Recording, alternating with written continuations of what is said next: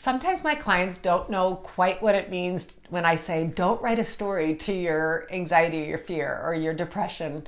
And it is so tricky. So I honor that it's hard to do. How do we not write a story when our body is just raging with fear or anxiety or grief or whatever we're going through?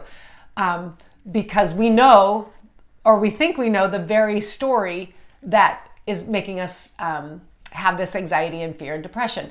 It's anything that happened in our past. See, our body only knows what happened in our past, and it recalls and pulls that past back into the here and now. So when we're feeling anxiety and fear, when we're feeling depression or grief, we'll immediately tag it to the very thing that we just went through, which is totally common, right? I mean, that makes sense.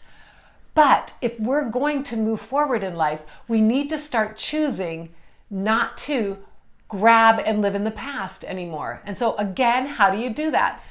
It is, again, I'm just going to honor this. It is so tricky. It gets you before you even realize it's happening.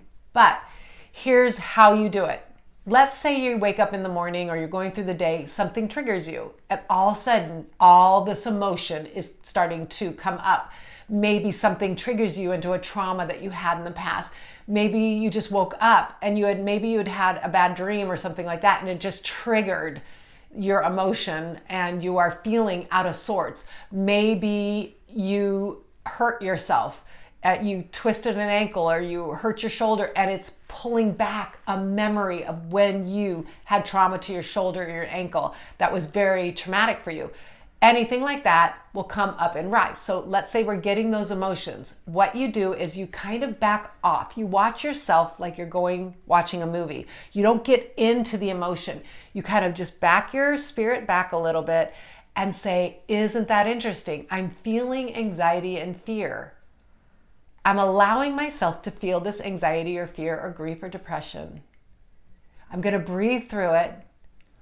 I'm not going to attach anything to it, but I am going to honor that I feel this. So again, just feel it. For me, it comes in my gut and it rises up, and I just feel overwhelmed with these emotions.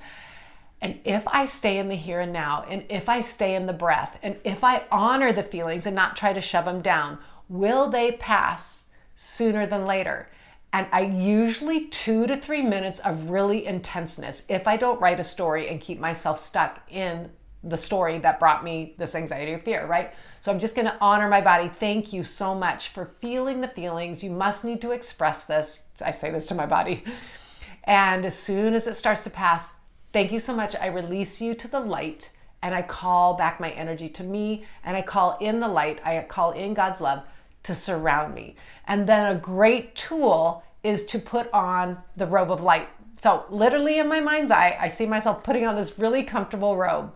Put the hands in, tie it around me, tie the string, put the hood over me, put gloves on of light, put little booties on of light. And it maybe to you that sounds really odd, but energy's real, and the divine wants to help us. So if we put on the robe of light, if we put on the armor of God, if we take the light in and push it around us, almost like a little cocoon of protection, these are great ways to come back into the here and now and feel safe and secure. Again, when emotions arise, honor your body. This is how we are. We are not just supposed to feel one feeling. We're not supposed to just feel happy, or we're not just supposed to feel sad. We're going to feel a multiple of emotions, and they come anytime they want to. We just don't need to write a story. What we want to do is feel it, release it, ask for the light to come in, and then start moving forward like a warrior. I mean, I got to the point where I was so tired of looping in my head that this is ridiculous. It's almost like I was addicted to my thoughts of keeping me stuck. And sometimes it gets to that point where you just go, no more. And a lot of times that's how we are. Usually until something really pushes against us, do we make a change. But once you decide to do that, stick with it. Stick with this path. This path is the most beautiful place to be. This path of releasing what no longer serves us will only make us more joyful, more clear, more human, and also more spiritual. We will start to grow in ways that we never even dreamed we could grow, because we're not staying stuck in the past. and the emotions that no longer serve us.